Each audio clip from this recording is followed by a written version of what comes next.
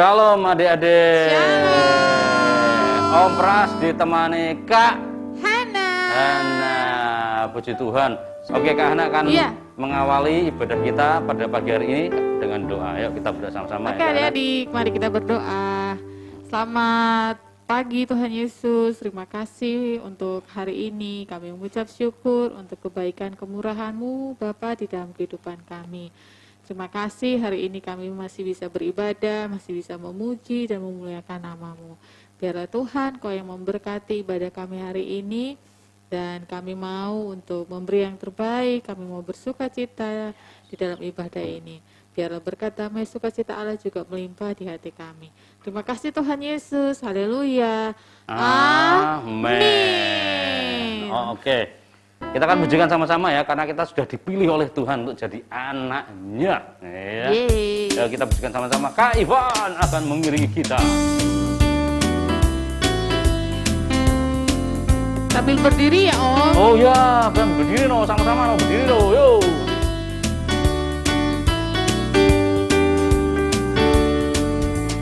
Hati senang ya ya, hati senang ye ye, hati senang amin di dalam Tuhan. Bersuka cita selalu, berdoa senantiasa, ucapkanlah syukur di dalam segala perkara.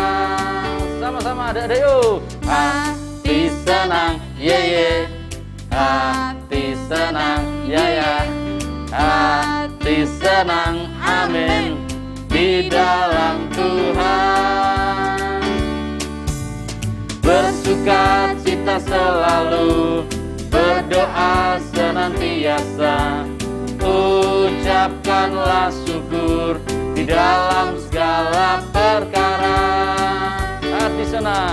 Hati senang ya ya, hati senang ye ye, hati senang amin di dalam Tuhan. Bersuka cita selalu, berdoa senantiasa, ucapkanlah syukur di dalam segala perkara. Bersuka cita selalu, berdoa senantiasa, ucapkanlah syukur di dalam segala perkara.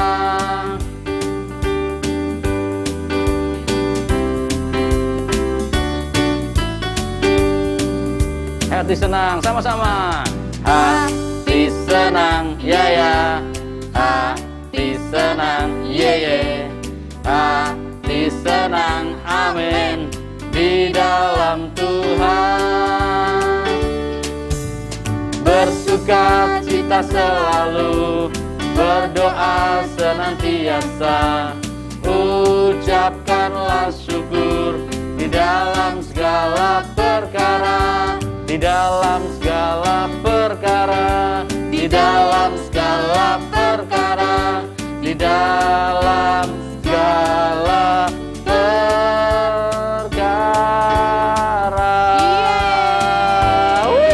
Haleluya. Berarti setiap hari kita harus berusaha untuk senang. Senang. Ya, tadi itu bersyukur dulu Bersyukur makanya ya. dulu, makanya belajar untuk bersyukur ya. Oke. Hati yang gembira. Haha. Balik ya. Iya. Oke, sama-sama kita akan pujikan pujian ini ya.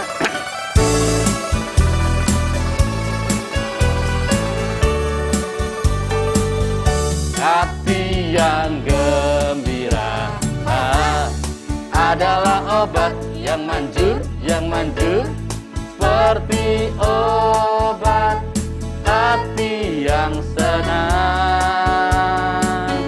Tapi semangat yang patah keringkan tulang.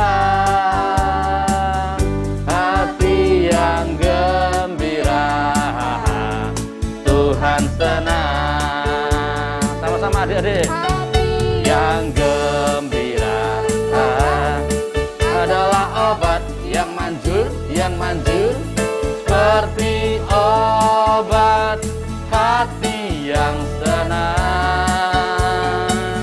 Tapi semangat yang patah keringkan tulang. Hati yang gembira Tuhan senang. Sekali lagi adik-adik. Yang gembira adalah obat yang manjur, seperti obat hati yang senang. Tapi semangat yang patah keringkan tulang.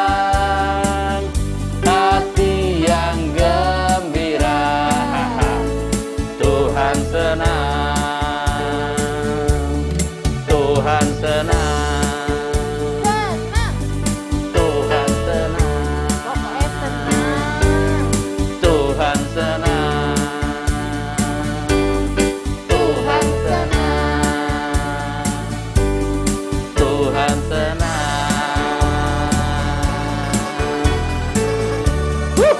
Haleluya.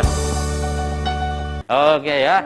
Masih ingat lagunya itu ya? Hombila hombimba. Kalau sama ada temennya atau ada sama papa mamanya bareng-bareng, suruh papa mamanya juga ikut nyanyi Hombila hombimba. Adik-adiknya, kakak-kakaknya diajaki ya. Main hombila hombimba ya. Oke, yuk kita pujikan pujian ini Kak Ivan.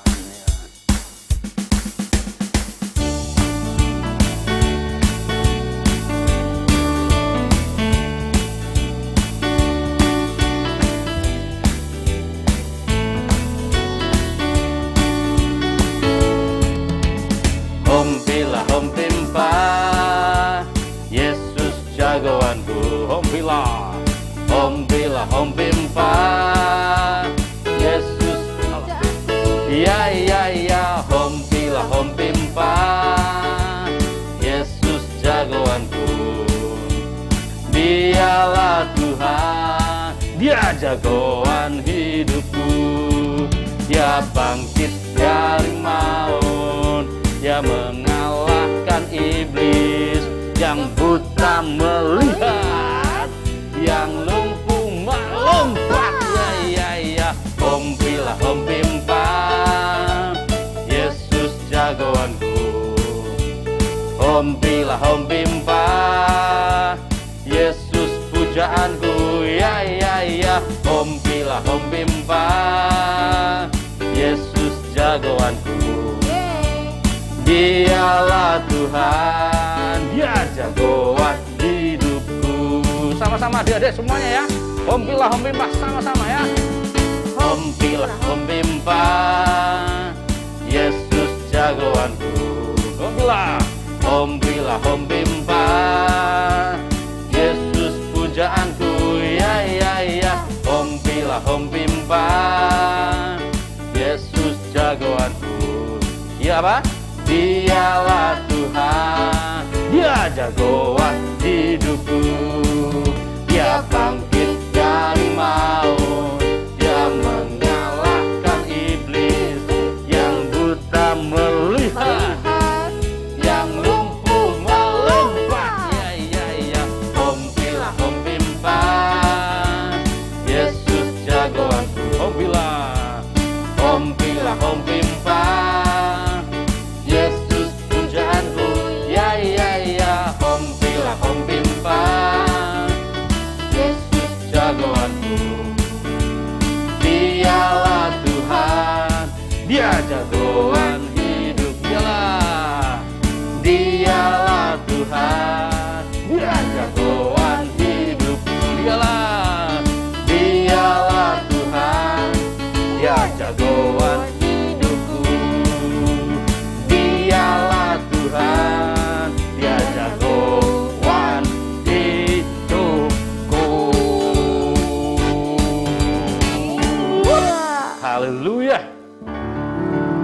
lihat jagoan itu kayaknya seneng ya. Kalau berkelahi mesti menang gitu ya. Jagoannya dulu siapa? Wonder Woman. Apa Sapi Derman? Karena suka Spider-Man. Kalau tokoh, kalau kisah fiksi kayak begitu karena fiksi. suka Spider-Man. Sapi Derman. Oh iya. Kompras dulu suka Superman. Superman ya dulu ya. Tapi sekarang Yesus lebih dari semuanya. Iya. Iya. Pahlawan-pahlawan yang lain mungkin nggak bisa yang namanya membangkitkan orang mati. Wah, Yesus bisa menyembuhkan orang mati. Menyembuhkan orang lumpuh. Menyembuhkan orang lumpuh. Mencelikkan mata orang buta. Iya. Pahlawan-pahlawan super nggak bisa. Nggak bisa. Cuma bisa. Iya, menang. Itu apa ya? Bertempur. Bertempur. Iya. Oke, tiba waktunya kita akan mendengarkan firman Tuhan. Kita akan pujikan waktu Tuhan. Waktu yang terbaiknya. Haleluya.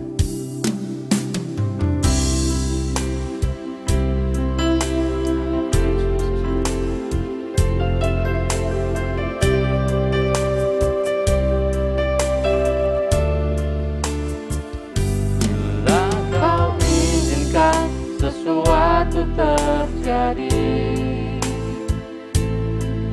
ku percaya semua untuk kebaikanku. Bila nanti telah tiba waktu, ku percaya kuasa-Mu memulihkan hidupku.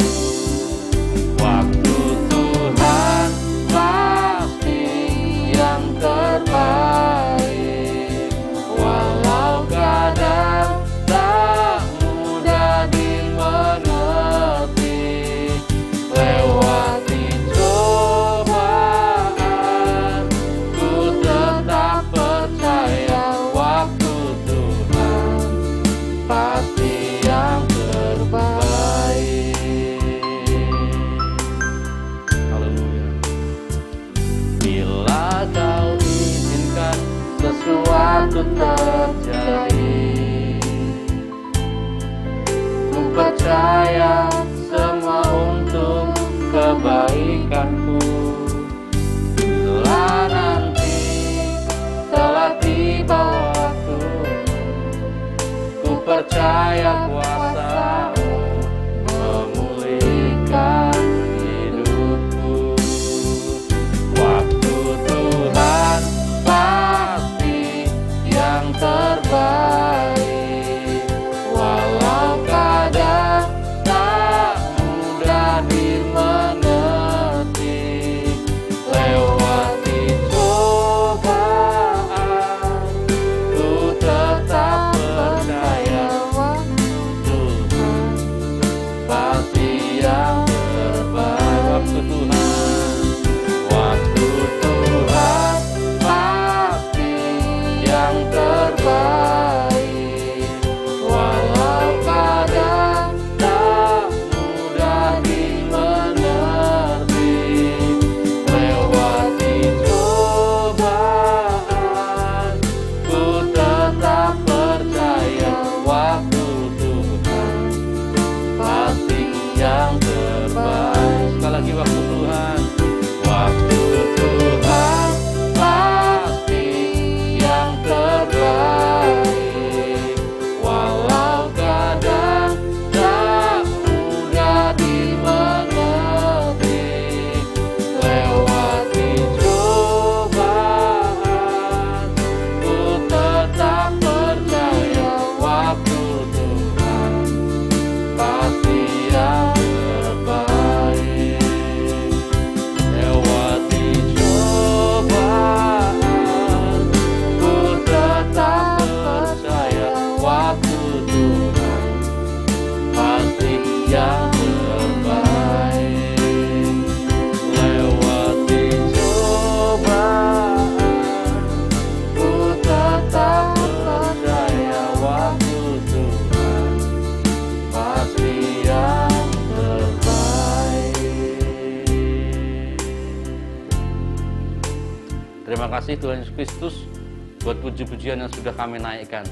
Kami bersyukur karena kasih setiamu ya Tuhan, yang telah memilih kami untuk menjadi anak-anak-Mu, menjadi bagian dari kerajaan surga.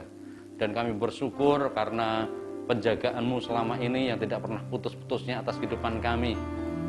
Mungkin dari kami terhindar dari virus, tetapi ada dari kami yang mungkin pernah mengalami. Tapi kami yakin percaya mujizat-Mu selalu Kau nyatakan atas kehidupan kami semuanya ya Tuhan.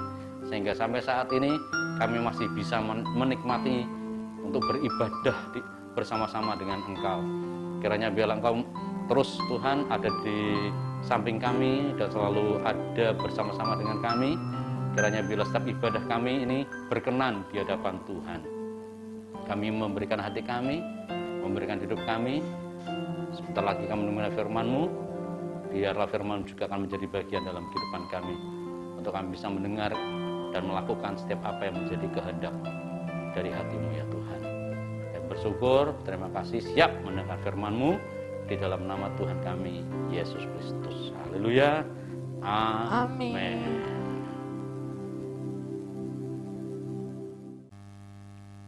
Shalom adik-adik yang dikasihi Tuhan. Wah, hari ini hari yang luar biasa ya, karena penyertaan Tuhan kepada kita ya. Nah, di sini nggak ada orang ya, jadi Om Pras sendirian, nggak pakai masker nggak apa-apa ya, karena nggak ada orang ya, sendirian di sini. Oke, di depannya Om Pras juga nggak ada siapa-siapa ya. Nah, adik-adik yang dikasihi Tuhan, beberapa waktu yang lalu ya, 2 minggu yang lalu kita sudah mendengar cerita kisah nyata tentang Yosua yang berperang ya. Yosua yang dipimpin oleh Tuhan untuk menghalau musuh, untuk menduduki kota atau negeri yang dijanjikan oleh Tuhan, namanya Kanaan ya. Dan sukses. Yosua dipimpin oleh Tuhan karena Yosua menyerahkan hidupnya sepenuhnya kepada Tuhan. Nah, selang berapa lama mereka sudah menduduki kota atau negeri Kanaan, maka berakhirlah kepemimpinan Yosua dan Yosua pun dipanggil oleh Tuhan meninggal ya. Nah, dan ada beberapa negeri di sekitar Kanaan itu yang masih ada dan belum diusir ya, belum dimusnahkan, belum diusir, ya pokoknya mereka masih tinggal di sekitaran Kanaan gitu ya. Nah, itu yang menjadi cobaan buat orang-orang Israel. Karena di masa Yosua mereka semua berperang, dan ketika mereka sudah menduduki Kanaan, mereka mungkin lupa cara berperang ya. Atau mereka sudah hidup enak gitu di zamannya Yosua gitu ya. Dan satu waktu ada seseorang yang bernama Raja Eglon ya. Dia raja Moab, yang dimana raja ini sebenarnya juga takut sih sama orang Israel, tetapi kala itu dia pengen sekali menyerang orang Israel. Dan karena ada di sekitar Kanaan ya, di dekat-dekat mereka, saking pengecutnya ini si Eglon raja Moab ya, dia mengajak Bani Amon dan Bani Amalek ya untuk menyerang orang Israel. Wow. Dan mereka berhasil menaklukkan bangsa Israel. Loh, kok bisa? Kok bisa? Hah? Bangsa Israel loh, disertai Tuhan loh. Kok bisa ditaklukkan? Ternyata sepeninggal Yosua, sebenarnya masih ada satu lagi, seorang hakim yang bernama Otniel. Itu ketika Tuhan memberikan Otniel untuk memimpin bangsa Israel, dan bangsa Israel ini kuat ya.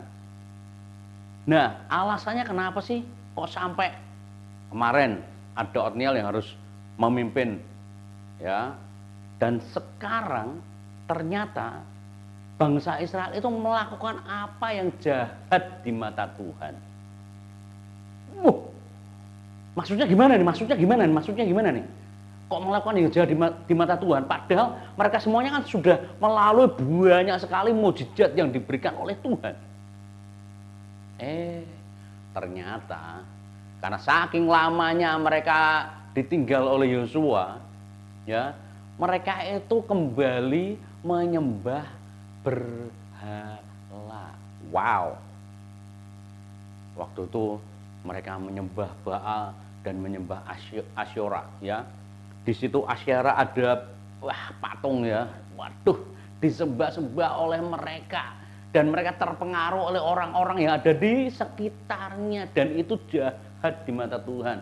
Karena jangan ada ilah lain di hadapanku, ya. Jangan membuat patung dan menyembahnya. Itu kan sudah jelas sekali.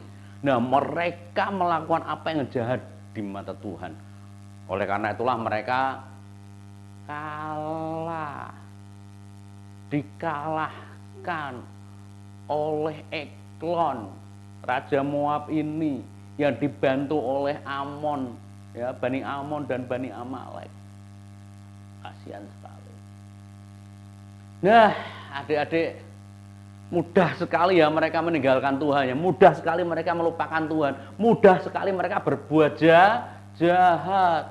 Oleh karena itu mudah sekali juga diserang oleh musuhnya. Jadi adik-adik, jangan sekali mudah meninggalkan Tuhan, ya. Jangan sekali-kali mudah menyangkali Tuhan. Jangan sekali-kali mudah untuk meninggalkan firman Tuhan. Karena serangan daripada iblis itu bisa mengalahkan kita. Kita bisa berbuat jahat, bisa berbuat yang jahat di mata Tuhan. Oke? Jadi adik-adik harus tetap kuat, ya. Harus tetap memandang Tuhan. Nah, mereka sudah mulai kepayahan nih, karena selama 18 tahun mereka dijajah. Selama 18 tahun mereka disuruh mengantarkan upeti. Tahu upeti? Upeti itu membayar, kayak membayar apa ya? Membayar bukan pajak, ya, tetapi membayar kekalahan gitu. Kan kalah harus bayar atau memberi upeti kepada yang mengalahkannya, ya. Jadi emas, perak mungkin, permata dan sebagainya itu diberikan kepada mereka setiap tahun. Jadi ketika bangsa Israel bekerja, bangsa Israel mungkin bercocok tanam atau membuat apa gitu, ya. Setelah semuanya dikerjakan, ada sebagian yang harus diberikan kepada Raja Eglon, Raja Moab tadi. Wah, setiap tahun mereka harus membawa upeti kepada Raja Eglon.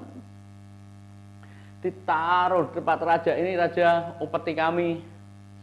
Dan tentu saja sedih melihat barang-barang yang berharga seperti emas, perak, permata dan sebagainya dipersembahkan kepada raja yang menaklukkannya. Sedih. Pulang itu, ya. Tahun berikutnya bawa lagi, banyak sekali diberikan kepada raja.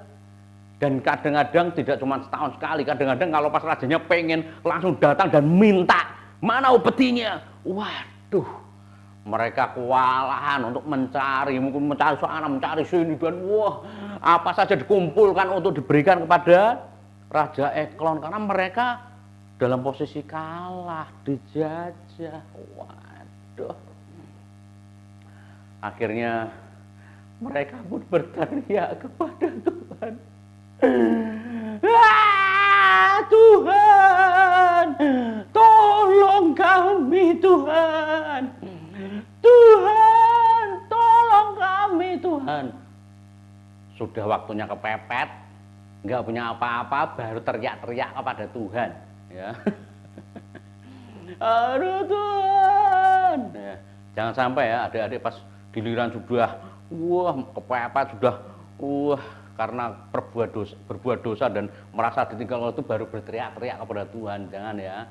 Setiap hari datang kepada Tuhan, minta kepada Tuhan tuntunan daripada Tuhan, bimbingan daripada Tuhan supaya kita tidak terjatuh. Iya, ini sudah terjatuh lama sekali meninggalkan Tuhan dan baru berteriak kepada Tuhan, Allah Israel, tolong kami. Mungkin seperti engkau sudah memimpin Yosua dulu, kami mau dipimpin oleh seorang yang bisa memimpin kami keluar dari penjajahan ini.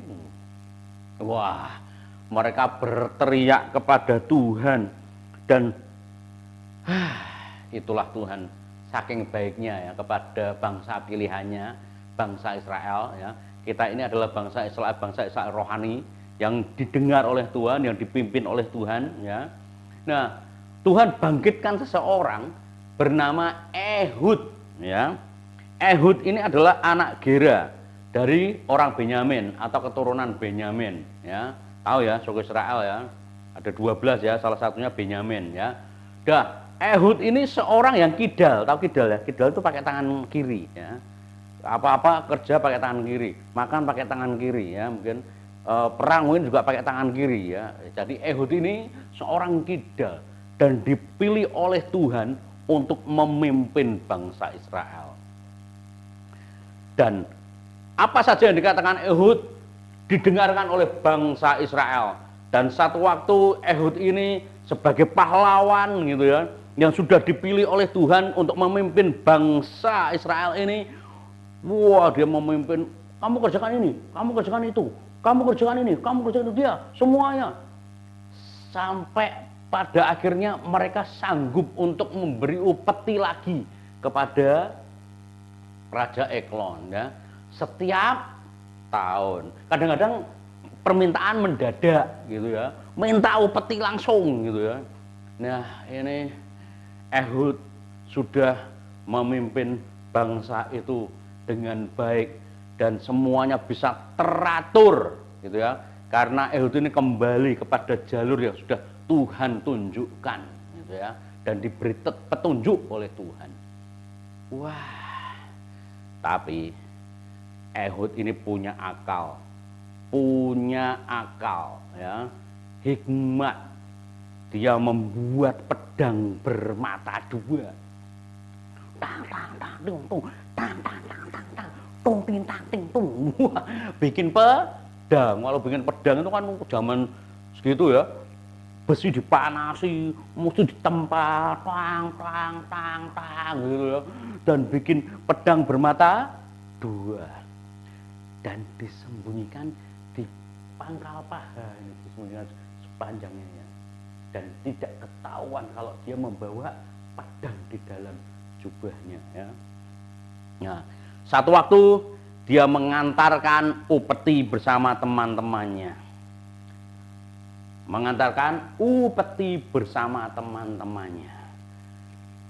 Sampai di tempatnya Raja Eglon.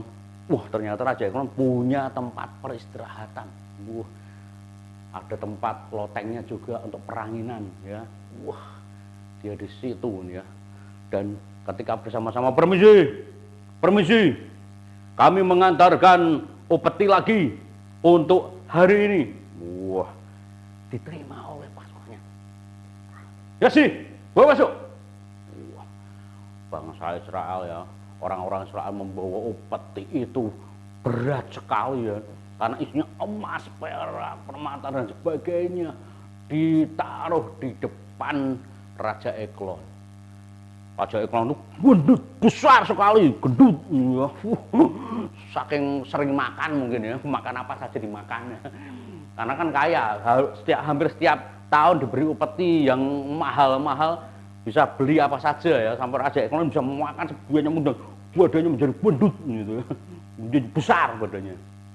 Nah, si Ehud dan teman-temannya ini setelah memberi upeti, mereka pulang. Tapi ketika pulang, pas sampai di dekat bebatuan Pahatan, si Ehud ini mikir, aku harus balik ke sana lagi untuk ketemu dengan Eglon. Akhirnya dia kembali ke sana, kembali ke Eglon ya. Wah, tok tok tok tok. tok tok tok tok tok tok tok. Ada ketok pintu ya, dan ada pasukannya buka pintu. Kenapa lagi kamu balik sini? Wah, permisi, saya mau menyampaikan pesan rahasia kepada raja, boleh? Sebentar, tunggu sini. Dan pasukan ini, tentara ini, anak buahnya Eglon, ya, ngomong sama Eglon. Permisi raja, ada yang mau ketemu raja. Ya, mau menyampaikan pesan katanya. Suruh masuk. Oh ya, oke. Masuklah. Permisi raja, saya mau menyampaikan pesan rahasia. Rajanya bilang gitu. Diamlah di situ dulu. Diam di situ dulu. Tahu maksudnya? Ternyata ketika Raja Eglon itu mengatakan demikian, orang-orang pasukan yang ada di situ untuk menjagai raja pada keluar dari tempat peranginan itu, dari tempat peristirahatan raja. Mereka pada keluar, tinggal Ehud dan raja itu yang ada di situ. Ya, dia menghadap kepada raja dan mengatakan bahwa dia mempunyai pesan atau ada firman Allah yang kubawa untuk tuanku. Pas dia mengatakan seperti itu, diambilnyalah pedang yang dari belakang itu. Wah, langsung diacungkan kepada raja itu, dan pedang itu masuk ke dalam perutnya raja itu. Wah. Dan ketika itu nggak ada suaranya, saking besarnya badannya itu ya, pedang itu masuk sampai ketutupan lemak gitu. Tutupan lemak gitu ya. Dan tumbanglah raja itu, tidak ada suara apa-apa. Kemudian dikunci pintunya, si Ehud ini naik ke atas lewat pintu atas peranginan. Dan penjaga tadi yang ada di luar mulai, kok lama ya? Ada apa ya? Kok lama ya? Ada apa ya? Tok tok tok tok, rajanya di ketuk pintunya. Tok tok tok tok. Oh, mungkin dia lagi ke toilet. Karena makanya kan banyak ya. Makanya kan banyak, mungkin dia lagi ke toilet. Ditunggu lama lagi. Aduh, ditunggu lama lagi. Kok udah keluar raja ini, ada apa ini? Tok tok tok tok. Tok. Tok tok tok tok. Waduh, ini semakin lama nih, wah. Kayak ada apa nih? Pasukan, ambil kuncinya, ambil kunci sarap. Wah, ambil kunci sarap, turuk dibuka, dan ketika masuk, wah, mereka kaget. Karena rajanya sudah tergeletak alias mati. Wah, mereka sibuk untuk mengurusi raja, dan Ehud ketika mereka berlambat-lambat mengurusi raja ini, ya, Ehud berhasil untuk sembunyi di daerah bebatu pahatan, kemudian dia lari ke Sisera dan dia sembunyi di sana. Dan ketika tahu rajanya meninggal, rajanya mati, semuanya pada panik semuanya. Dan ternyata Ehud di sana sudah menyiapkan pasukan untuk mencegat semua pasukan yang dibawa oleh Eglon, ya, Raja Eglon tadi yang mati tadi dibunuh oleh Ehud, ya. Nah, semuanya pasukan ini mencegat, ya, pasukannya Israel mencegat pasukannya Eglon ini, dan semuanya diperangi, semuanya ada 10.000 tentara yang gagah-gagah dari Moab, semuanya dihabisi oleh Ehud dan tentara-tentaranya. Dan itulah cara Tuhan melatih mereka berperang, ya, karena sudah lama ketika Yosua meninggal, banyak sekali orang Israel sudah enggak memegang senjata untuk berperang, dan mungkin itu caranya Tuhan melatih mereka untuk berperang kembali, ya. Dan menanglah Ehud kala itu.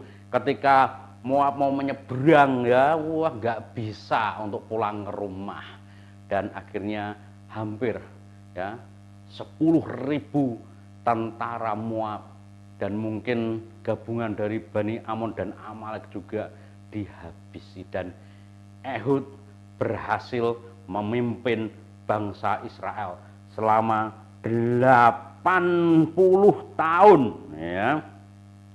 Kalian bisa baca itu di dalam Hakim-Hakim 3 ya. Hakim-Hakim 3. Di situ kalian bisa baca ya. Mulai dari ayat 12 ya sampai ayat yang ke-30 ya.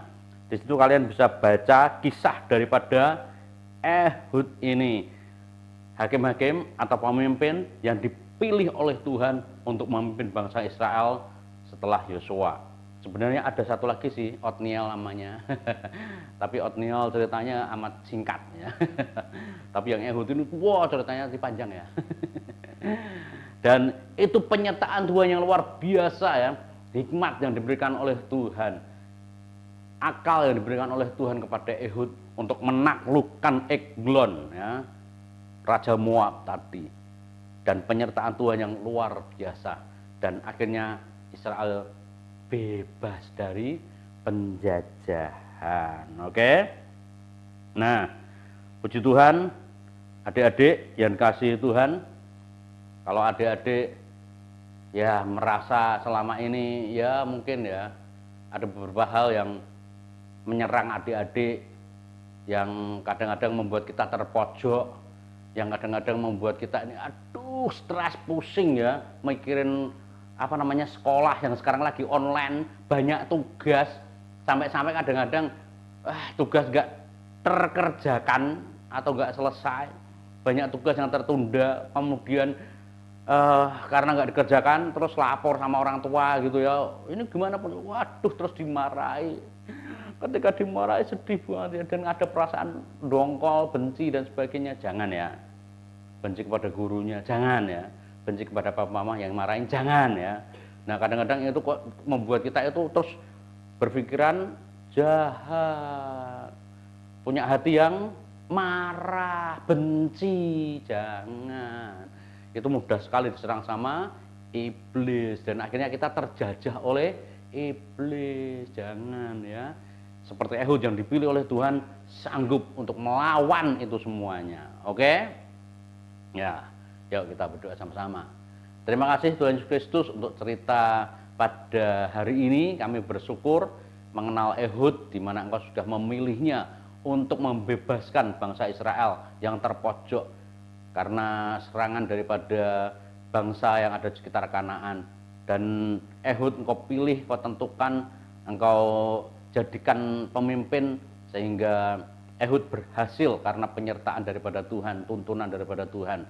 Kami mau juga Tuhan, di dalam kehidupan kami sehari-hari Engkau menjadi penuntun kami, pembimbing kami, karena di masa-masa yang sulit ini kadang-kadang membuat kami menjadi stres, membuat kami menjadi terpojok oleh karena banyak tugas dari sekolah, dan mungkin kami juga sering dimarahi oleh papa mama karena sering adanya tugas yang tidak kami kerjakan dari sekolah. Kami mau Tuhan, Engkau memimpin setiap kami, membimbing kami, sehingga kami tidak menyimpan kemarahan, tidak menyimpan kebencian, tetapi kami akan terus mengingat Tuhan dalam kehidupan kami. Kami akan berdoa minta hikmat kepada Tuhan, kedamaian daripada Tuhan itu melingkupi hati kami.